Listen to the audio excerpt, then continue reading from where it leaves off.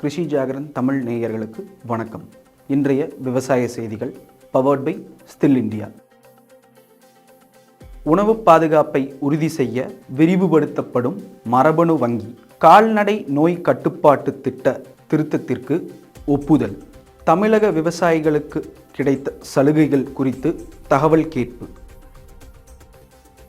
உணவு பாதுகாப்பை உறுதி செய்ய விரிவுபடுத்தப்படும் மரபணு வங்கி.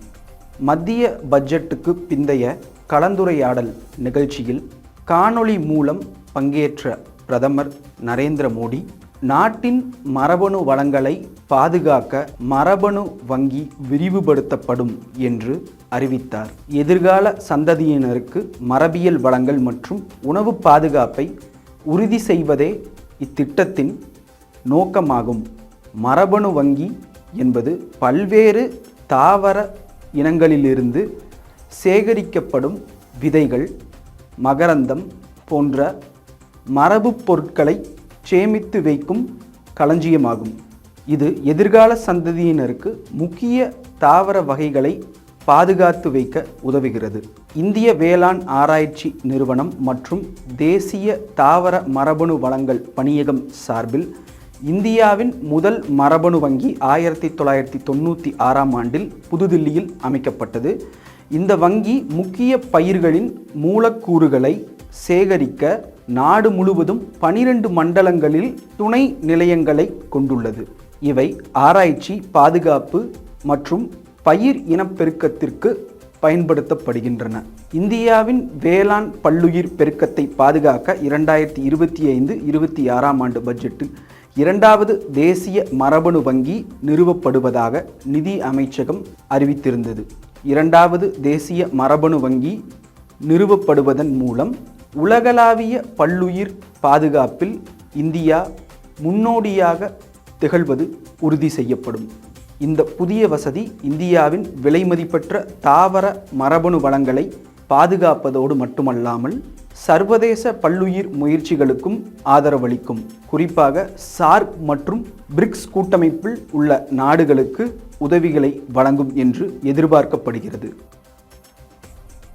கால்நடை நோய் கட்டுப்பாட்டு திட்ட திருத்தத்திற்கு ஒப்புதல். பிரதமர் நரேந்திர மோடி தலைமையில் நேற்று நடைபெற்ற மத்திய அமைச்சரவை கூட்டத்தில் கால்நடை சுகாதாரம் மற்றும் நோய் கட்டுப்பாட்டு திட்ட திருத்தத்திற்கு ஒப்புதலானது அளிக்கப்பட்டுள்ளது. Livestock health and disease control program LHDCP என்று சொல்லப்படும் இந்த திட்டம் ஒரு மிக முக்கியமான விலங்கு நோய் கட்டுப்பாட்டு திட்டம். இதன்படி கால்நடை மருத்துவமனைகள், அதோடு மருந்தகங்களை நிறுவுதல் மற்றும் வலுப்படுத்துதல், நடமாடும் கால்நடை பிரிவு மற்றும் விலங்கு நோய்களை கட்டுப்படுத்துவதற்கு மாநிலங்களுக்கான உதவி உள்ளிட்டவைக்கு கூடுதல் நிதி வழங்கப்படும் என்று சொல்லப்படுகிறது. இந்த திட்டத்தின் மொத்த செலவு 2024 2026 வரையில் 2 ஆண்டுகளுக்கு ரூபாய் 3880 கோடி என்று கணக்கிடப்பட்டுள்ளது. விவசாயிகளுக்கு கிடைத்த சலுகைகள் குறித்து தகவல் கேட்பு. வேளாண்மை, தோட்டக்கலை அலுவலர்கள், உதவி அலுவலர்கள் விவசாயிகளை சந்தித்து அவர்களுக்கு தேவையான உதவிகளை பெற்று தந்து பயிர் சாகுபடிகளுக்கான ஆலோசனைகளை வழங்க வேண்டும்.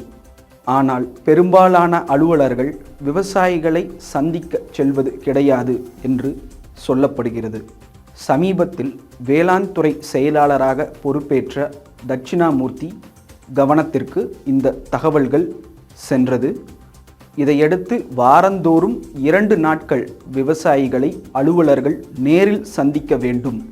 அப்போது விவசாயிகளுடன் புவி இருப்பிட விவரத்துடன் கூடிய போட்டோ எடுத்து தலைமை அலுவலகத்திற்கு அனுப்ப வேண்டும் என அவர் உத்தரவிட்டிருந்தார்.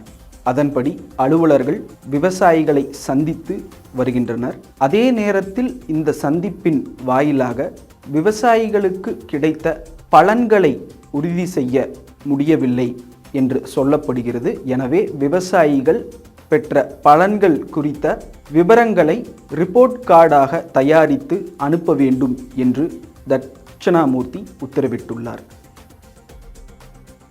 இத்துடன் இன்றைய செய்தி அறிக்கை நிறைவடைந்தது. தொடர்ந்து விவசாயம் சார்ந்த செய்திகளை அறிந்து கொள்ள கிருஷி ஜாகரன் தமிழ் சேனலை சப்ஸ்கிரைப் செய்து கொள்ளுங்கள்.